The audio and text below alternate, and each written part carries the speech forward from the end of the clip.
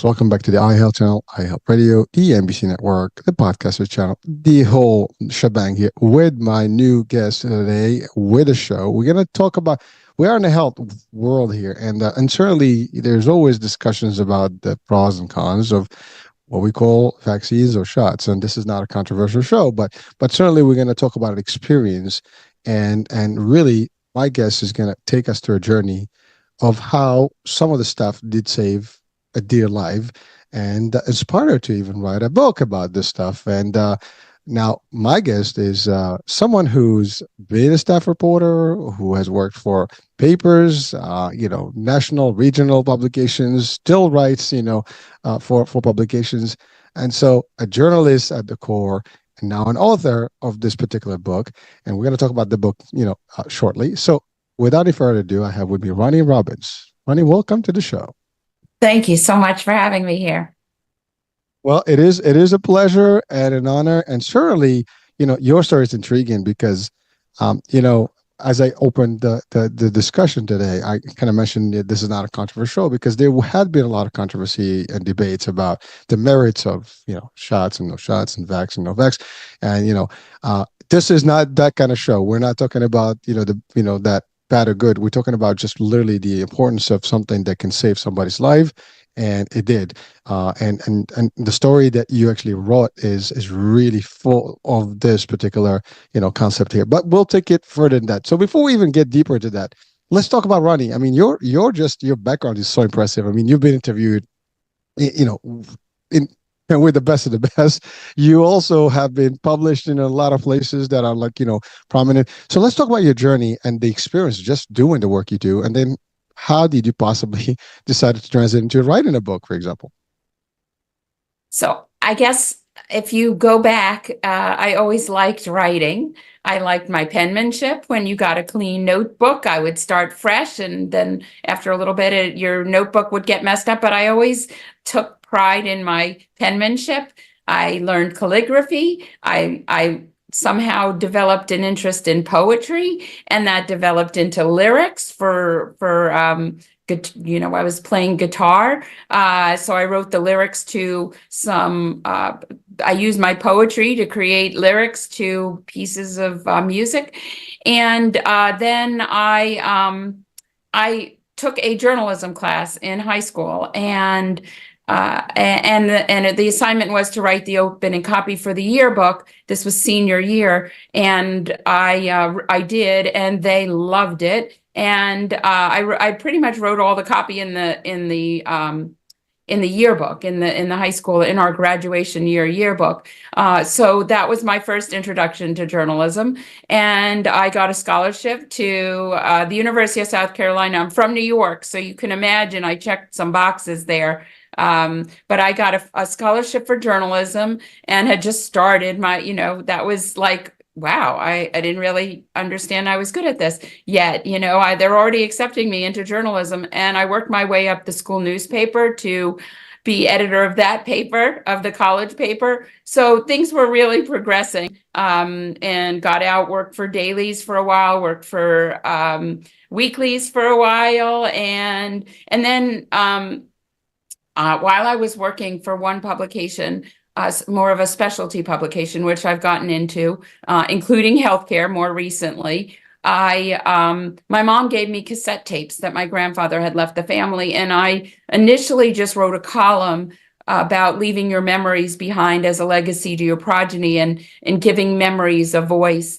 And later on, I decided that I would stay home from journalism. It's not a 9-to-5 job. It's a cover whenever news breaks job. So it was nonstop, and I wasn't doing a great job of being a mom. So I stayed home when I had my second child, and transcribed the tapes and developed it further into this novel. And meanwhile, I was always freelancing for different publications, including some pretty big ones that picked up my story. Huffington Post and Forbes would be the biggest, New York Daily News, and WebMD, which was my most recent position up until about a year ago. And now I freelance for Daily and Medscape WebMD still. So I'm still writing on, I've had articles on the front page, and some of the themes of my novel with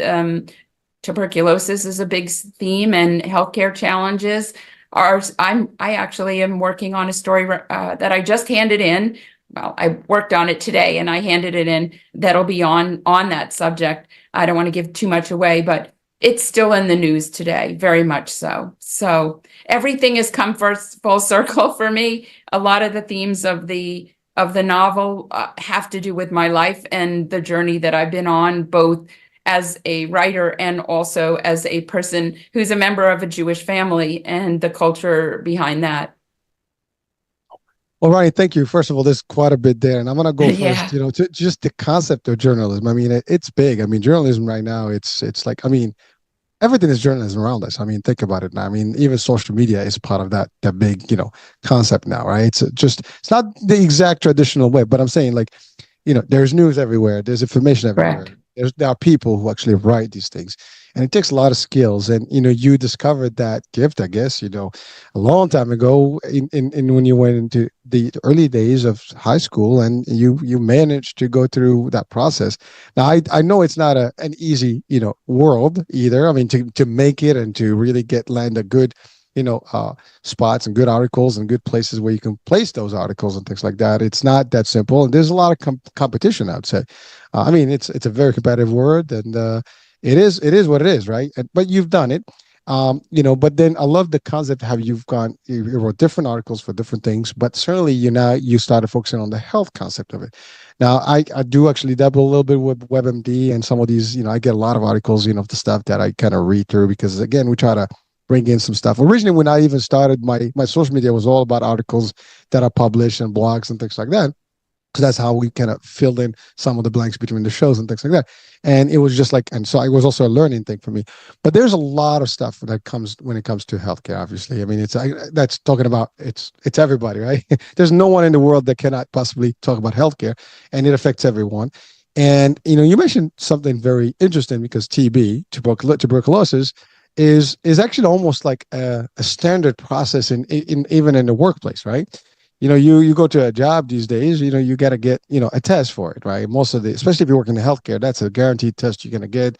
They do that little skin thing, come back in 3 days. Even job employments, sometimes you don't get an employment until you double check those things, so it is a big thing, and it does affect a lot of people. I mean, we are in the US, and yes, we are one of the, I guess, more advanced countries, but yet we also have a good immigration flow. At least it's been the history, right?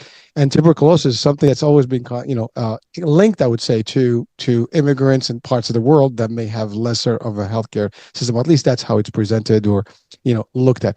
So I know the impressive part about today's discussion is that, I am no expert, and you are certainly a journalist who digs in, and that's the thing about a reporter. I mean, reporters they dive into deep and they do this stuff, and they really get everywhere.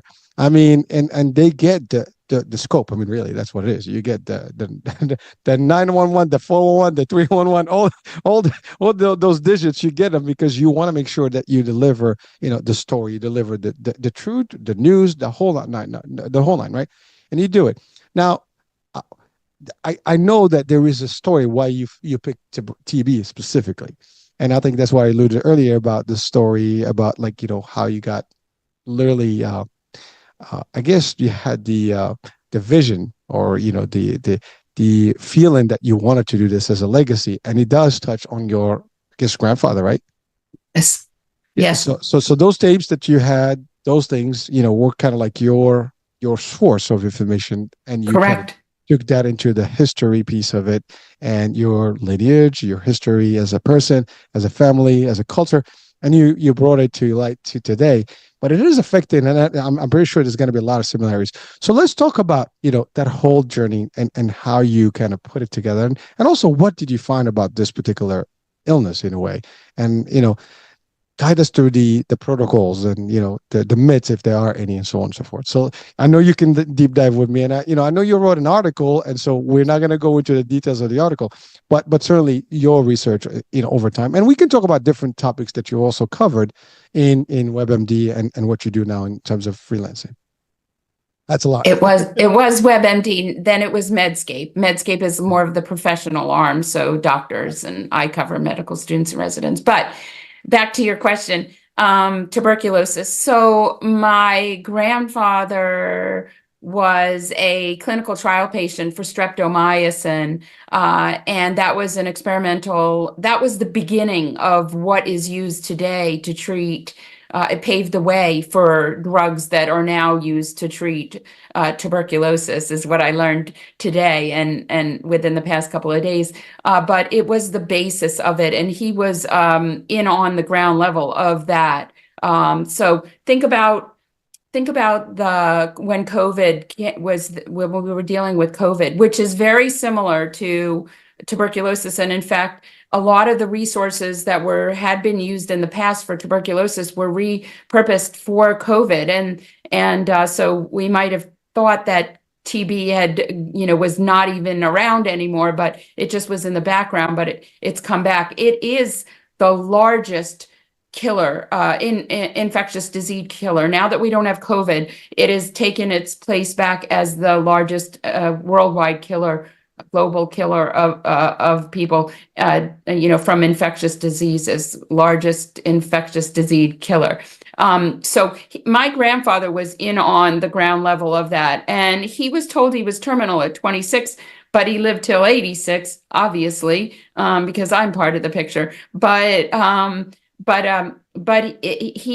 Because he was a clinical trial patient, a test case for streptomycin, he saved his life and countless others, and now paved the way for the future of what we're dealing with. And remember, what I was saying was COVID.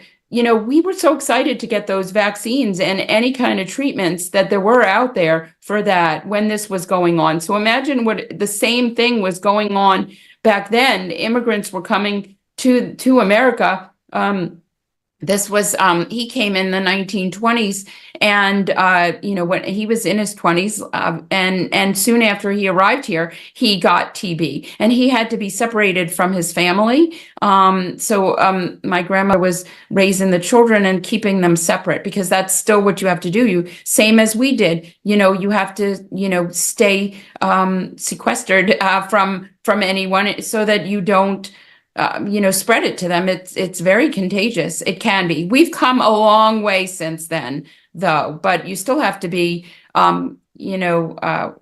secluded from others when you have this. So, and we're still dealing with it. Like you said, it's better in the United States than everywhere else. But people can go to those countries and bring it back, or they can come to this country and bring it to us. So, it is still in the news today. A lot of the themes of my book are still in the news today. That's just one of them. Well, thank you. Well, again, TB it is actually a quarantine worthy, because I mean, if you have it is a respiratory, and kind of can get very easily given to other people. And so I think through like everything else, right? You cough and it's in the air, and I think it can. I'm not mistaken, it's even airborne, so it certainly goes into particles, whatever. Maybe not the word airborne, can be a little bit. I'm not a scientist. No, it is. It is. It is. All right. I just because so there is, you can contagiously convey an illness to someone by touch and stuff, or saliva or stuff. But when it's in the air, it's droplets that are flowing in. I mean, we sneeze and that's all there is. And we've seen that it's amazing, because that's depicted in a lot of I guess viral movies and things like that. Like what do you call that? Big one that was with Dustin Hoffman back in the 90s. Outbreak, I think that was the movie. Oh, that was one of the ones that kind of depicted the magnitude of what a virus can be, and a lot similar to what we experienced during the pandemic. But certainly this is not the first pandemic we've had. I mean, certainly 20 or 1919 with the flu, Spanish flu, that time of frame. That's almost recurrent. A century later. But you're right. TB has been an active, I guess, viral infection that is dangerous, and it is bad. And as you said, people have to stay away until it's clear. I mean, a lot of people have shots, at least in some third world countries that I know, they get those specific TB treatments. Hopefully they get, I guess,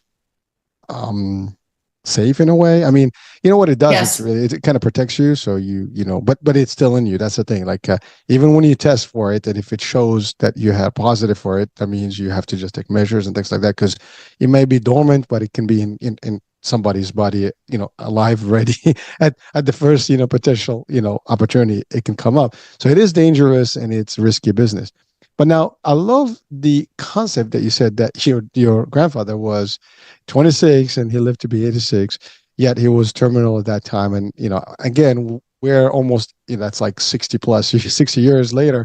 And everything changed in those 6 decades in terms of science and I guess, Mhm. discovery and the medicine advancement and so on and so forth. So it's really that how things transform. But really at the time, hey, listen, you got this, that's it, sorry, bad news. I mean, that's like, it's like it's the old way, right? But now we Yeah. have all these advances. But he was part of that.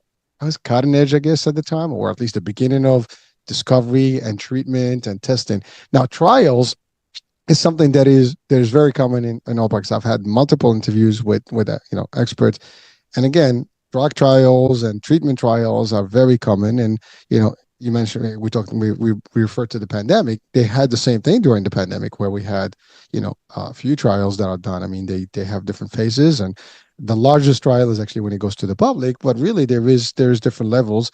But I think you're alluding to the idea that he was one of the first ones to be tested. Clearly, I mean, so he kind of volunteered. Is that how it was, or how? Yeah, We don't he know. had, when you're told you're terminal, you'll do whatever it takes to, Sure. there's an experimental treatment we're working on. I'll do it. Oh, And I think that that's fact. still happens today. If there's some experiment, many of the experiments are work out. So it's worth taking a chance when your alternative is death. So, you might as well experiment a little bit and Well, see. well, that's a great point, because some people may be a little against the idea of trials, but as you said, it's not, people volunteer for these things because Yes. they're really, hey, listen, we have this. It could be your lifesaver. It could buy you a few years. It could buy you few decades, Hmm. nobody knows, right? But you take the steps, the necessary steps, and you actually take a leap of faith, and hopefully it works out. Now, it does work out. As we know, we haven't advanced in medicine and all these drugs and stuff without trials, right? So people have been part of these things, and yeah, ultimately they live, a longer life. Now, I don't want to generalize because I don't know the details. I'm sure there are bad outcomes as well, but with the hope that those are lesser in the numbers than the bigger numbers. I think that's where the controversy is. Do we want to accept? I mean, a lot of people are, pro, and some, maybe some are pro, some against it. The idea is like, hey, we don't why humans are guinea pigs kind of concept, and we to put in them to try. I love what you said. When someone is at, no one can decide for someone that is actually being told that that's the outcome, that's your diagnosis, this is it, right? The best thing you're going to do is you're going to find an alternative choice, and if that is what's available to you, you're going to take it. I mean, it's like, that's like the Hail Mary kind of concept, right? You're going to do Hmm. that. You're going to make it happen. So wow. Well, so how? I mean, do you have the story? How did it work for him, and how long was it? I mean, anything that you found in those trials, or at least later on through your research? I don't remember those details about how long he was in it. I do know though that he missed like most of one of my aunt's lives, and she always felt like she was overlooked. She missed out on him being there for her because he was sick a lot. He was in and out of hospitals, in and out of sanatoriums, and rehabilitation. So my grandmother had to go it alone at a time when women were not breadwinners, and that was very hard on the family. I mean, she had young children. He started out when he was 26. I mean, by then they had a number of children, but they had more children when she was 40. So I guess he was in and out and had some more kids on, but that was 1930s, 1940s. So that's what I would tell you. I don't have it in front of me, the dates, but I believe it was in the 1940s when streptomycin came about from writing this story today. So don't hold me to it. But he was dealing with that for many years. And let's see, 1953, there was an article in the New York Daily News, which is part of my book too. Not the article, but there was I know he was still dealing with it then because he was in a workplace shooting spree. A gunman came in, wanted his paycheck. They worked. They did work while they were in rehabilitation, or they were learning how to have some skills, but being all by, within just with TB patients. And somebody came in with a gun, and it was in an article in the New York Daily News in 1953. So that's at least 10 years there. He actually spoke to the gunman that's in the article. In my novel, he saves people yet again in this workplace shooting spree. So I ended up full circle writing, being a freelancer for the New York Daily News years and years later, decades later. So life is just weird that way. But, the irony of it all. But that was part of the story too, was this workplace shooting involving a rehab center where he was actually a supervisor. Unbelievable. I mean, Yeah. literally, this is like the stuff you hear in the movies, you hear in the news, everyone. I mean, obviously, we get a lot more shootings these days, and these, I guess Yeah. these rampages, Yeah. we have a lot more of them, in the last decade, I would say. Yeah. But certainly, you don't hear about these things like historically that was, a thing, right? And now you're telling us like this is like back in the days, and it was already Yeah. happening. People walking Yep. for Yep. and again, that's an odd place to actually go and try to do this. I mean, there were banks then. I mean, at least you would think that they go to a place where there's money. Now. He wasn't paid. Apparently, he was fired. The person. So he was also an immigrant, and I guess. And yeah, he was a disgruntled worker and came in, saying he wanted to get paid, and then whipped out a gun. And my grandfather, we call it chutzpah. He has gall, he has nerve. He spoke with the gunman. I'm not sure that was so smart, but and then wrestled him to the ground. So, well, that's part of my novel is I made up stuff, but he did talk to the gunman, and the gunman said, I'm leaving. And he said, and my grandfather goes, when? Like he said, I'm going back to China. And my grandfather goes, when? Like, why would you, cause trouble? Why would you talk to him? But, he was instigating him in some way. So he had a lot of bravery, courage to do that. I guess he figured I almost died. They tried to kill me in Europe because I was, with anti-Semitism or what have you, or so this was definitely after the Holocaust. So he was like on borrowed time, figured he had gotten out before the Holocaust. The Holocaust is in the story too. But he probably, I don't know. He probably was like, let me try to save people, or let me try to talk him down or something. I don't know.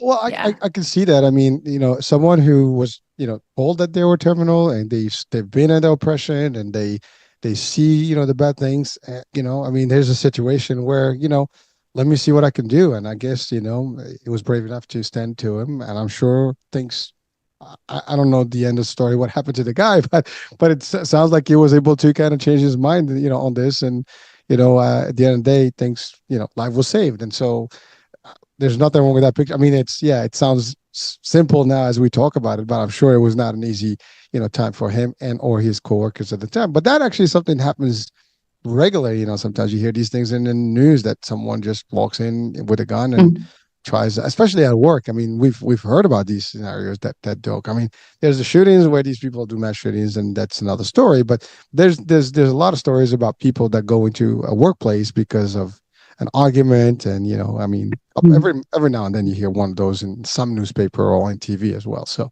It is amazing, but it's funny that your grandfather had all these types of experiences in his own life that actually were all part of his story that you were able to write about.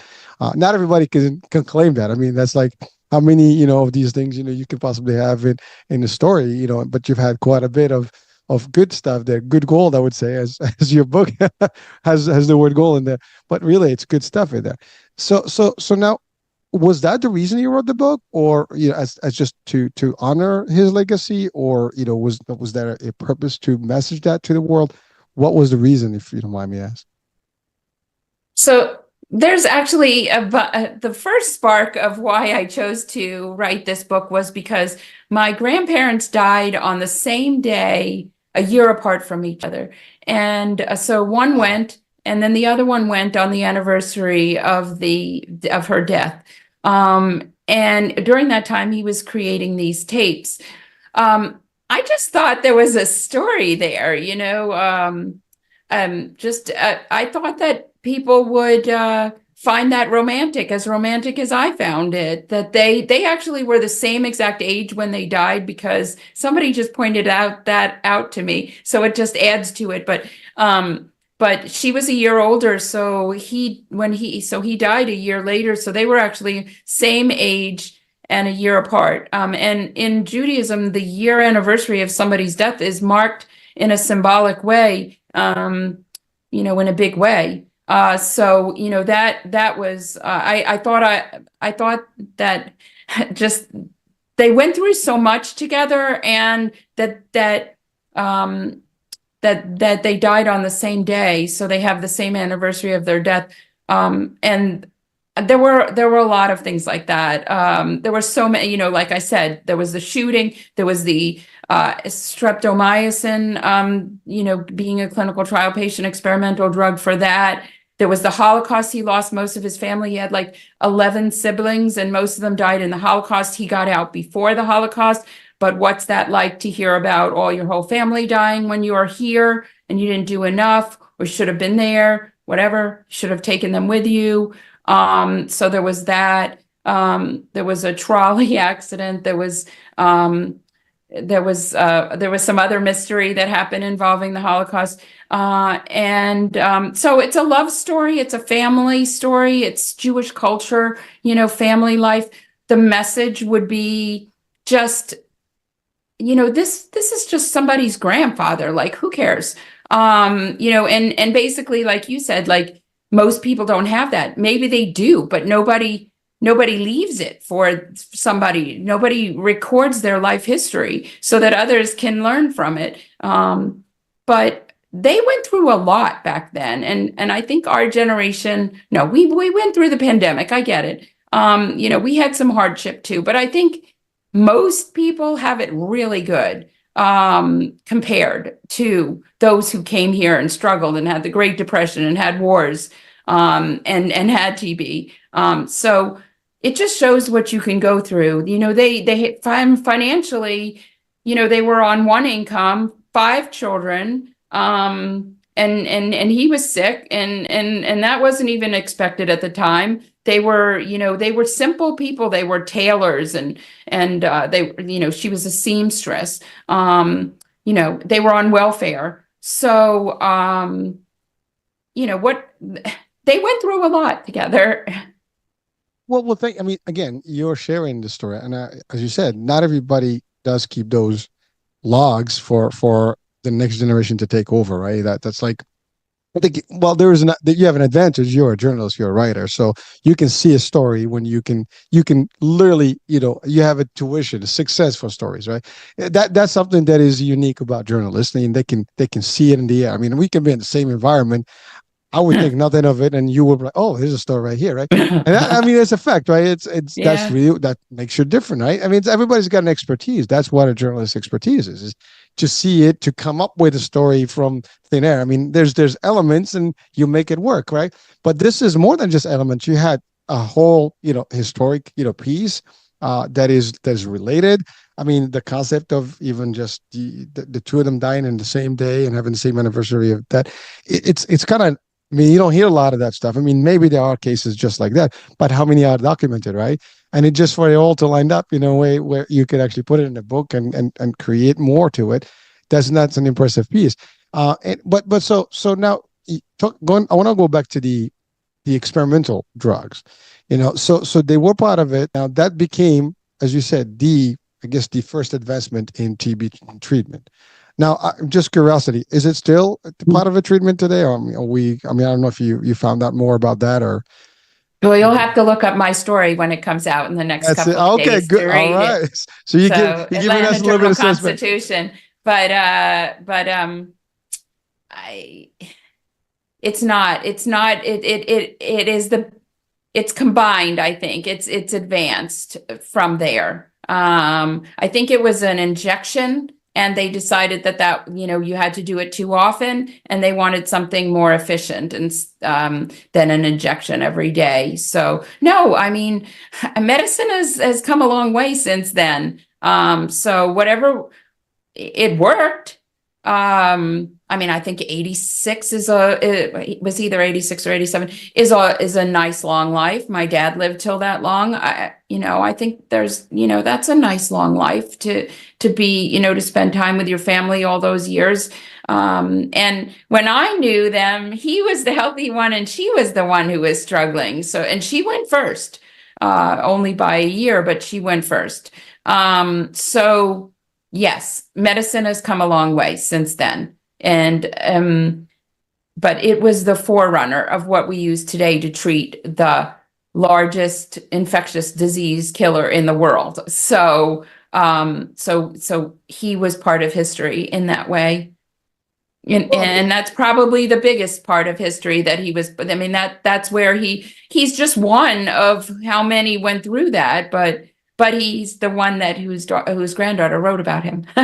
Well, actually, just by I guess default, they all kind of assumed to be part of that legacy because anyone that was with that trial, is kind of like there's a legacy to them as well in this discussion in your book because he was not alone, as you said, and anyone that participated or part of that whole, I guess, innovative, research work that's been done and successfully, is part of that. So, hey, you just didn't do it just for him. I mean, I think you did it for a lot of families that, as you said, may not have had the pleasure or privilege to actually have that done to them, but you did. So it's thank you.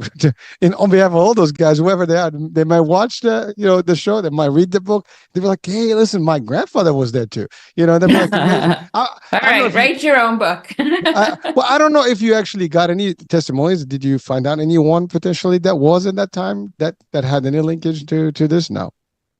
No, but people tell me, they relate to the book in this way or the other way. Their grandfather, they know an uncle who drove a trolley, or, I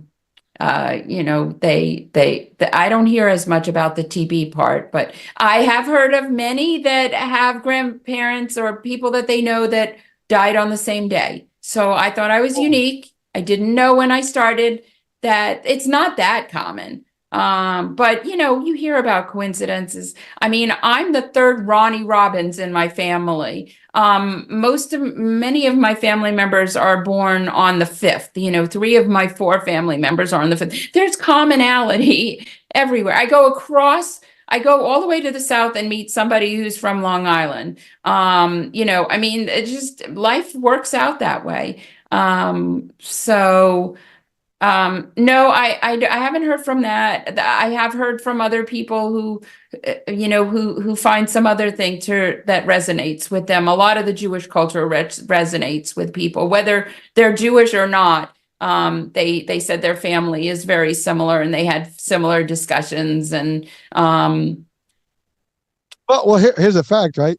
We're in the States. It's based on immigration. I mean, it's an immigrant country. I mean, again, people may argue about that, but it's a fact. I mean, somebody came from somewhere, historically in the last 300 years or so, and so that's what it is. I mean, other than the natives, the indigenous, folks, that's kind of like what it is. So everybody can relate to, we have something in common with your story because of our ancestors. So there is that. I think that's a great thing. And you said it. There's culture. I mean, you talked about the Holocaust, and the wars, those things are, they happen, they happening, and people are always going to be able to relate to those things. The pandemic, it's something that we all experience. So everybody can relate to what that looks like to have a respiratory disease, keeping it on the health, concept. So it's all there. So you've actually covered a lot of angle, by default in the book, and a lot of people can connect to it one way or the other. So it's just that, and I love the concept that, hey, let's look at the article because we'll have more nuggets in there. So that's good. So the article is being published where today? Like in the Medscape? Is that what you're No, Atlanta Journal-Constitution, but Okay, Atlanta Journal. yeah, Okay, yeah, I heard that. yeah, Okay, yes. yeah. All right. So folks, if you're watching, listening, look up the article. So we want to take a little deep dive and learn more about this whole story. But the book is available, as it says, Barnes and Nobles, Amazon, right? I mean, is it Amazon? I Yes, don't see Amazon, there. Barnes and Noble, it's on there.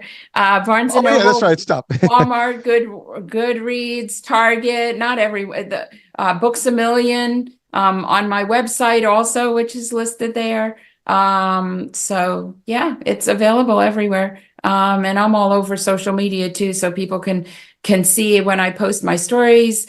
And I found today Muck Rack has all of my articles. I didn't realize that they were keeping track of everything I've written, like 300 and something articles. I don't know how far that back goes, but there were like 346 articles on there. I've never really counted my articles, so I have no idea. And that's just since, I don't know when Muck Rack began, but apparently somebody's keeping track of me. I just see them and put them on my website or put them on my Facebook or, on social media, but somebody else is keeping track of my articles, which is nice. Well, so I do have a question. I'm just curious because you're a true journalist, a reporter, hardcore from the beginning, right? That's what you've done and that's what you do. Now, what is your take on, because I mentioned kind of like, journalism is larger now with more, different things. There's new media, there's blogging and all this stuff. Do you find that it is kind of diluted a little bit from the original way? I mean, what's your opinion about that? Just, again, without offending anybody, because listen, folks, whatever you do, you do. But certainly there is hardcore journalism, which is, how it's traditionally being perceived. But there's the new age now. We have a lot of ways, and pretty much everybody today can, go on social media and present something, right? And talk about things. What is your take on that? Just because I like I said, I don't have real journalism reporters all the time, to interview. So I have this is a great time for me to ask this question and share with like a true view of how you see it in this competitive world today.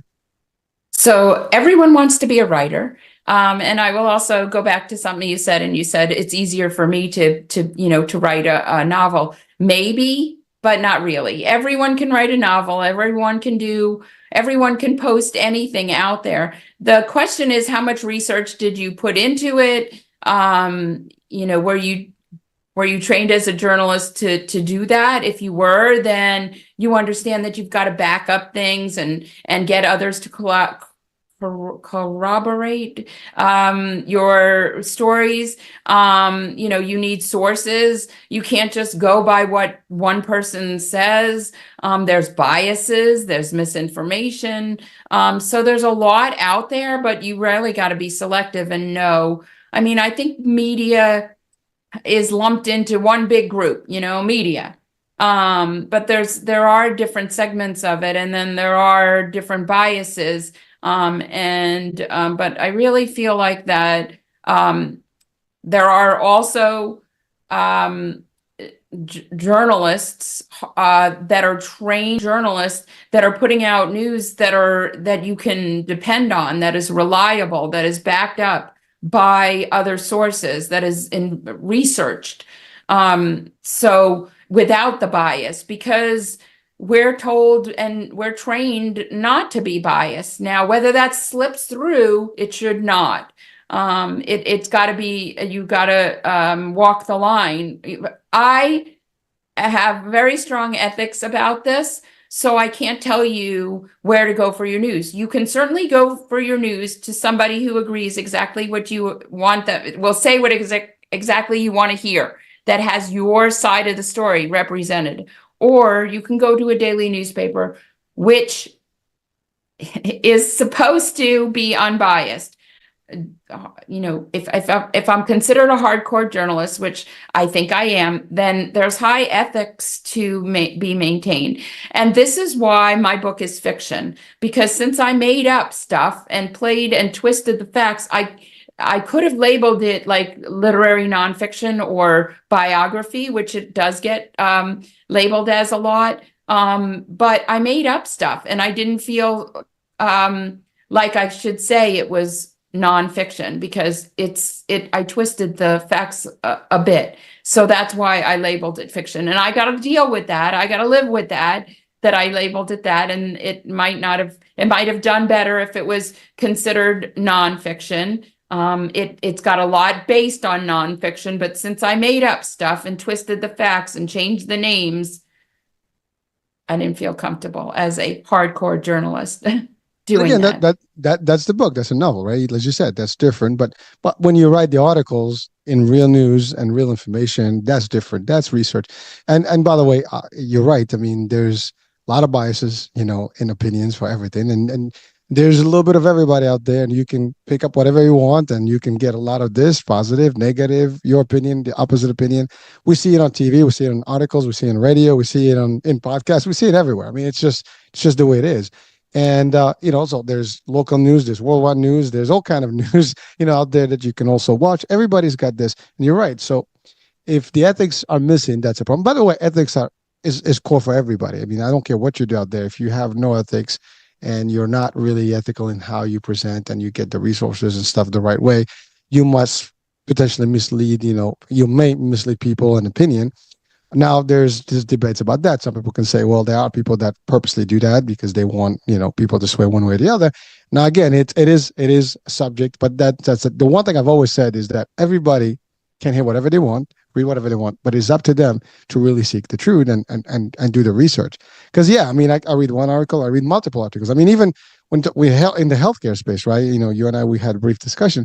There's a lot of debate about these things, right? Like, is it merit? What's the merit? Is it worth it? Is it not worth it? The drugs, the trials. Some people can say, oh my God, we use in humans. But you're right. Humans are the reason why, we are able to actually test, do it so we can actually have something. So it depends how you position yourself on the angle. I mean, some people, like, I can understand it, and some people may debate with me like, Hurricane, you're nuts, you cannot justify why humans are being used. And I get it. We are the population. I mean, when I had a discussion a couple of weeks back in a different show, and we talked about like how there's different drug trials, right? So whether for TB or any other drug, right? And the way it works there is the first ones in the lab, and they use it on the little true guinea pigs and the little mice and stuff. But then there is also clinical trials in humans, which they have a sample of a universe of people that have the disease or they're tested. And then once it meets a certain criteria of success, then it goes to the actual general public and as in the market. And even that is really still a trial, because the true trial, really is, when the feedback comes in over time. And there is an actual way of, and this is what I discovered, is that, companies can actually retract drugs from the marketplace once they have, so much report of, adverse, reaction and things like that. And the same way goes when there's good side effects of the drug, and they may just use it for a different purpose or repurpose it. Like there are drugs out there. Like one example recently is metformin, which is for diabetes, but now it's used for anti-aging and beauty and stuff like that. So go figure. One thing is leading to the other. So these are things. These are real. But again, as a journalist, you look at the facts, you look at the story, you look at what's the message, and you also get, as you said, the back end. And by the way, I my closest experience with something that's similar. Now, it could be portrayed one way or the other, but I was working on a company in the healthcare, and there was a big article that came out in the New York Times, which did affect the company or the industry at a point, adversely, because the article was about, these companies that were kind of doing something that was not accurate or legal. As a matter of fact, the company was had to pay fines eventually. They had to settle with the state and the feds, and so it became a little bit of a crisis and a lot of legislation but there was a lot of political stuff involved into this, and this was like 2011, in the social daycare concepts and things like that in New York.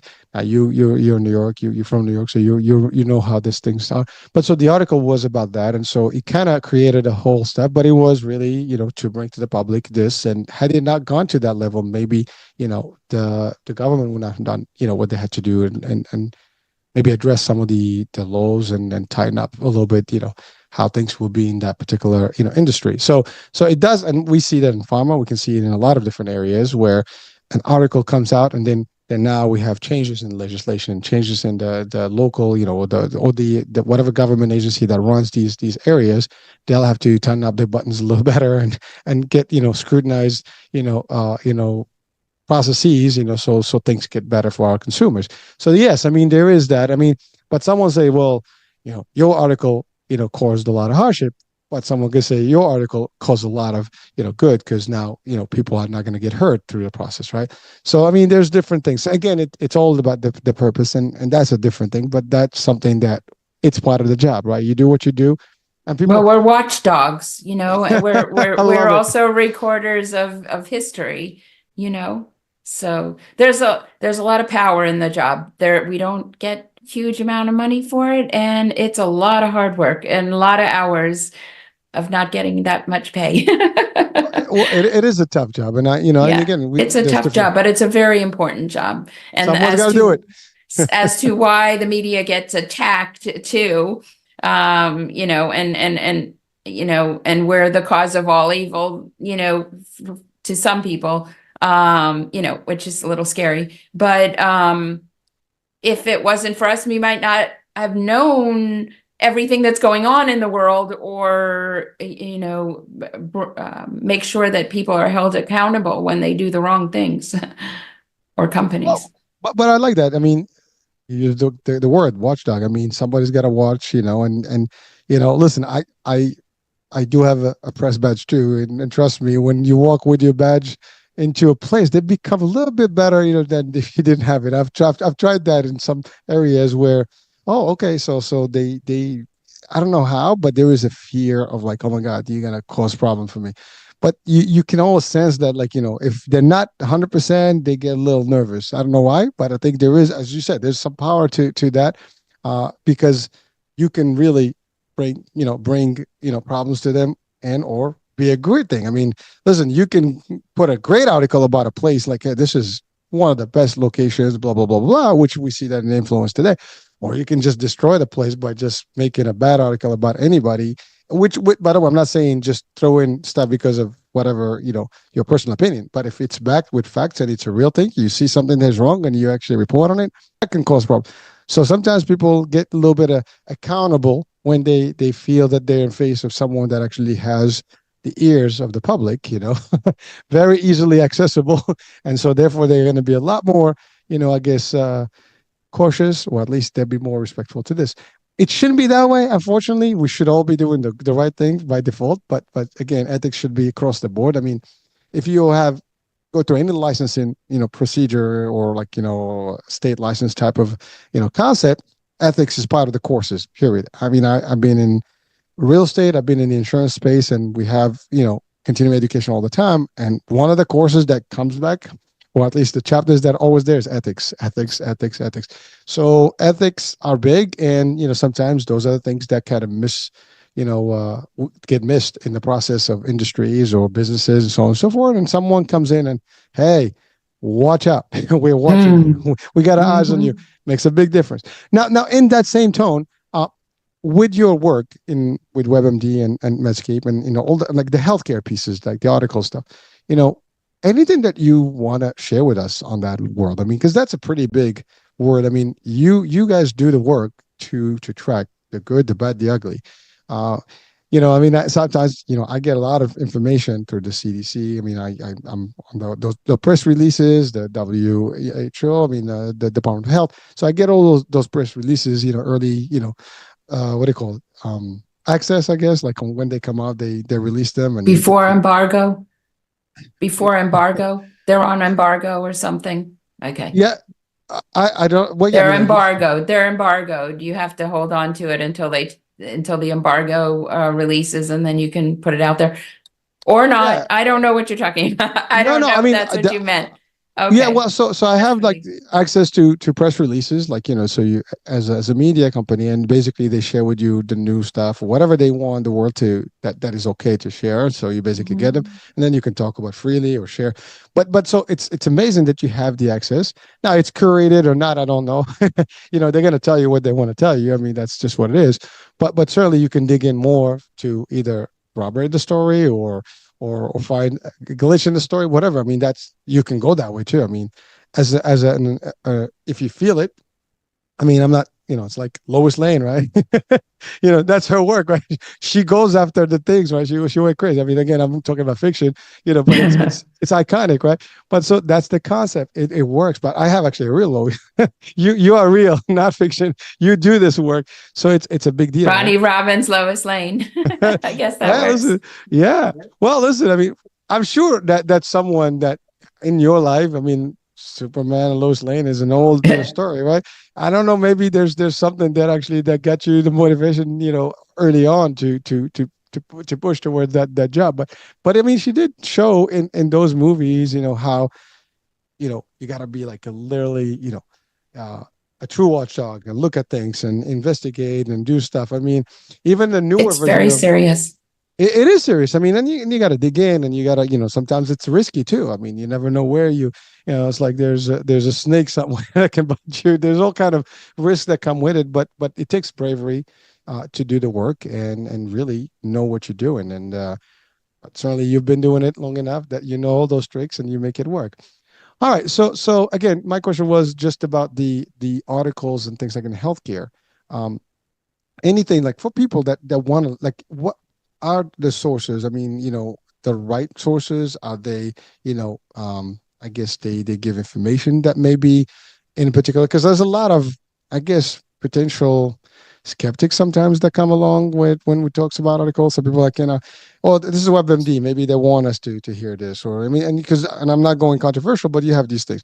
Just your opinion, true opinion about how that works. I mean, you talk about ethics, and I'm sure that you do your stuff correctly, but in just like, to ease the minds of our people, our audiences that might have a question about. I guess read and then make your own judgments and do your own research. I would say, uh, I think there are reliable sources. I believe those that I work for are reliable. They employ journalists. They go through a careful process to make sure that they have quality writers for them, who have strong background in this kind of work.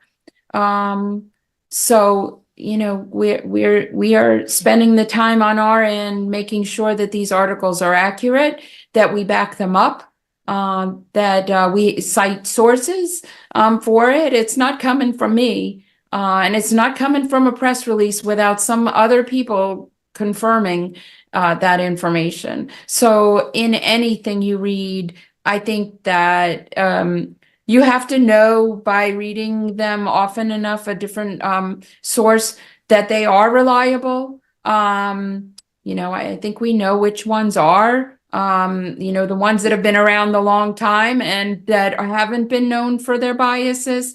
And mainstream, yes, mainstream, but I think you just have to be selective and decide where you want to go for your news, and know who the quality of the writers, determine that, and then make your own decisions with your own research as to who you're going to believe. I mean, just because you see something in the paper, I'm one to believe that newspapers do all the work so that you don't have to do as much work.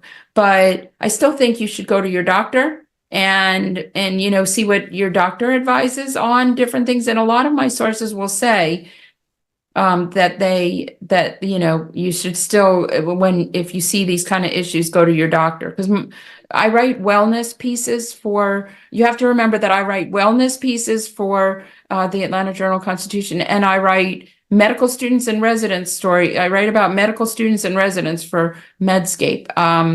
So I used to write for WebMD as a freelancer, but I don't now. But they're sister publications. But I trust the ones that I've picked to write for are legitimate, are respectable, have been around the block for a long time, have proven that they are responsible Trustworthy. to Yep. get you this news. But I still think you can do your own research and make your own decisions as an individual. Well, thank you, and I appreciate the answer because, as you said, I mean, yeah, you guys do the work, and you said, there's different types of places where you can get the information. You got to select the ones that have the history, the trustworthiness, and the respect, and as you said, the accountability. That's proven, but also it's our job as people to actually look and really seek the right information and compare it. I mean, there's nothing wrong with that. I mean, listen, I can compare things and see and make a decision based on that. But you're right. Like if it's an article about wellness and you're not sure, you still have your physician, whoever your wellness advisor that can give you a kind of match up. Yes, it is the right way to do it. No, it's not the right, and why. But again, it is buyer beware, as we say, right? Everybody's got to be responsible to make the decisions correctly, accordingly, and follow up, procedure or due diligence process that actually gets you the right information. So thank you for that. And I want to just also disclosure that I am not a representative of any of those. I am just a contractor. I am just a journalist. I have one opinion. I do not represent any company. Yeah. Well, again, that too. I mean, whether you work, as an employee or a freelancer, you are basically you represent your research and stuff like that. And again, these companies will not take your article if they felt that otherwise, right? I mean, they also are very selective on who and what they publish. I mean, there's editors. You actually were, I think, you were the associate editor at a journalist. I mean, at a journal or a publication. So it's there. I mean, it's not like you know how this works. There's a lot of layers of selection and double check and check before the information hits the air and the waves, right? You can't just put it on print and send it out like that without anybody checking things, right? So it is a big, I mean, again, media is all around us. I mean, information is all around us, but it's really the source is where you need to go and really do your research. Well, so that's on the media side, but as an author, how hard was it for you to write the book? I mean, you got the content, but was it easy to go through the process? Would you recommend that to anyone that wants to write like through your experience? What do you tell people that want to write, whether as a journalist or write just as novels and just authors? I say do it. All Just right, do that's it. it. Nike commercial. But which I also don't represent. But it is hard work. It took me a long time because I was also raising my children at the time and also freelancing. So I had like 3 things going on. I always seem to have 3 things going on. Like I work for 2 different publications now. Sometimes their deadlines are the same day. It's not so easy. I'm used to working hard. But I would say do it. I mean, it took me probably about 7 years, and I had a lot of, I didn't really trust myself. I had cold feet a lot. I had written, of course, I had been published in major publications and was a published journalist, a published writer, but this was a new area, and I didn't quite trust if I had what it could take. So I was afraid, and I delayed, and I was raising my kids. So I won an award. I entered the Amazon Breakthrough Novel Award contest, and then I entered a few more times and won, and realized, no, it's ready now. But then it took me a long time. I could have self-published.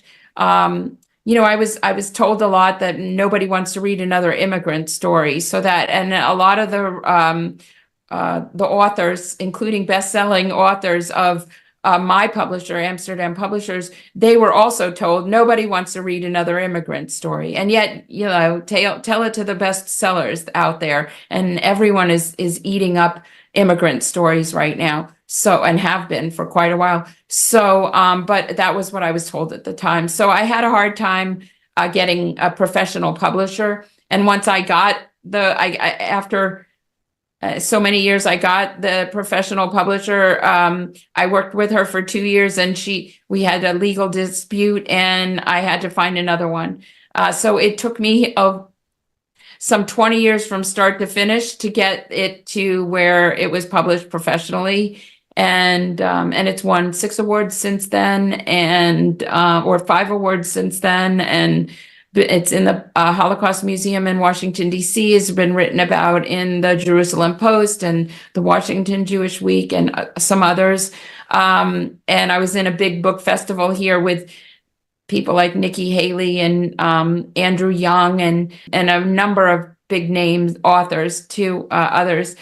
So, little bits of achievement here and there. And I'm still working on the marketing of it so that it, because it hasn't quite taken off yet.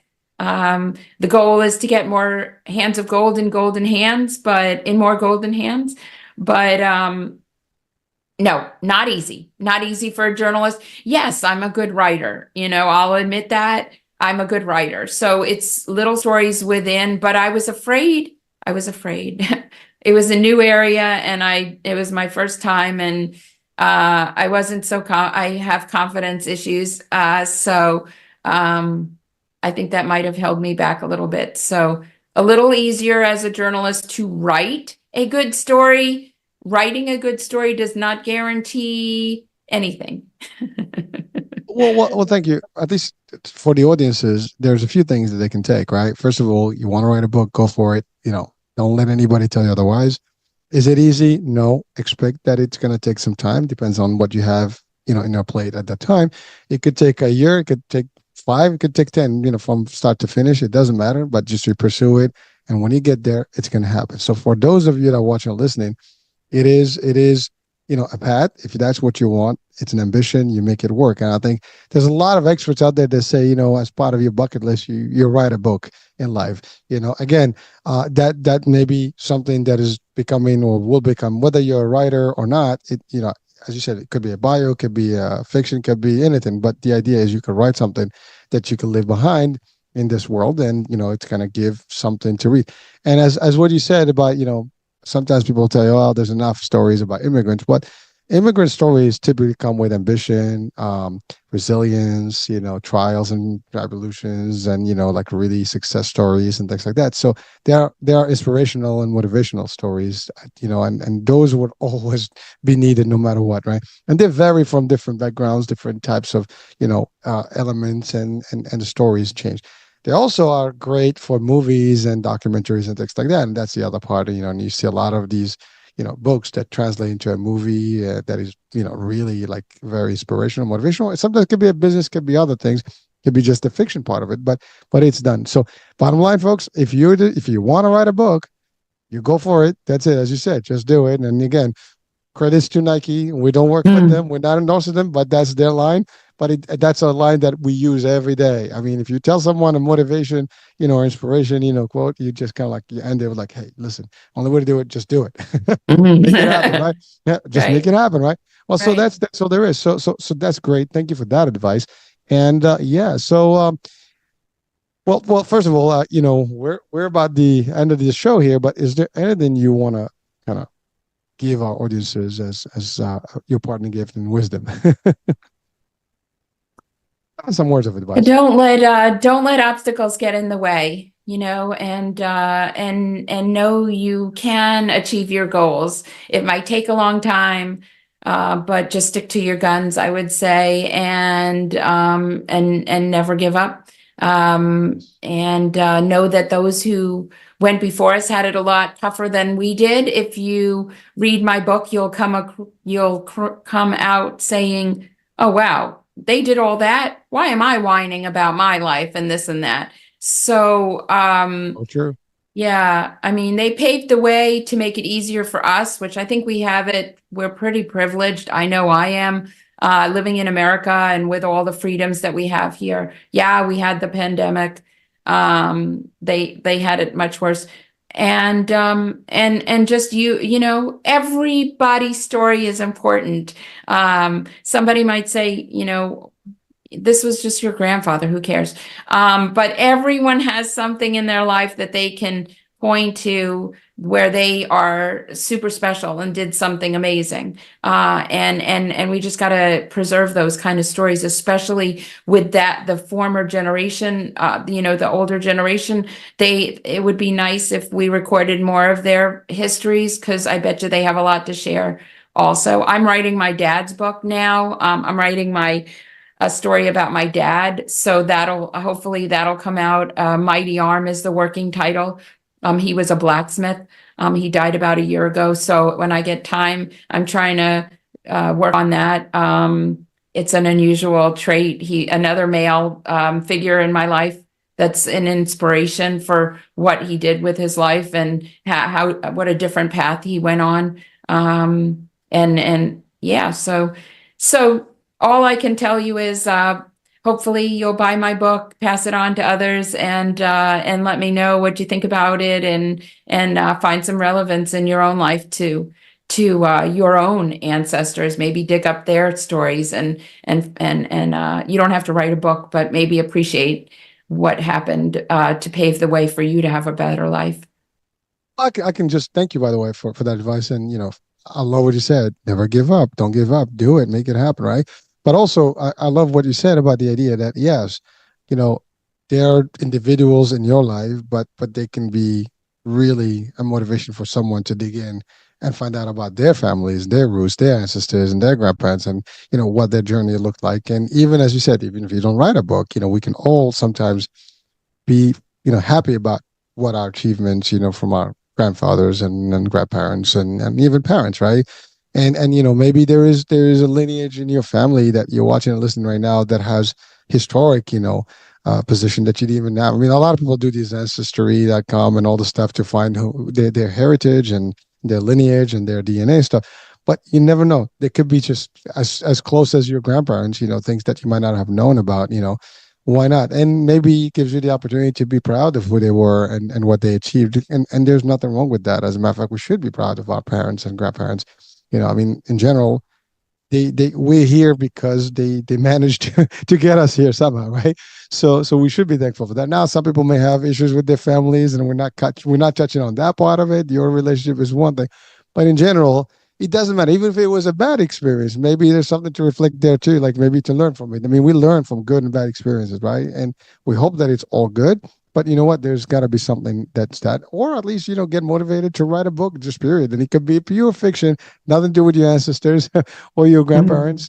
But why not? And congrats on the new book. So that's another milestone that you have. And that's the other thing. Like well, again, you're working, but here's the thing, right?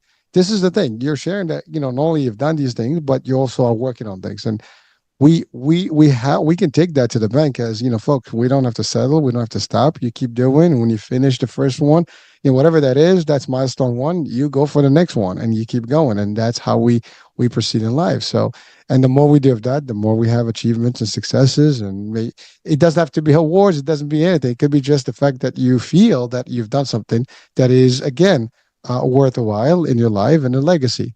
And why not? We should all have a legacy at a point of our lives, even so that our grandkids can say, hey, that's you. So today we are here, maybe 2 generations down, they'll be like, they're going to look back to what we have done as the audiences that we're watching and listening to this show today. So hopefully we all do good. And so there's a good story to live behind, into the next generations. All right. Well, Roni, thank you so much for being with us. Thank you. Yes. You're welcome. All right, folks, this is it. This is the end of our show. I hope you enjoyed this discussion. You've learned a few things. And so do check out the link, of where the book is on the job description. And that's it. That's a wrap. I'm Hurricane H. We'll be talking soon. Your daily show, your topic.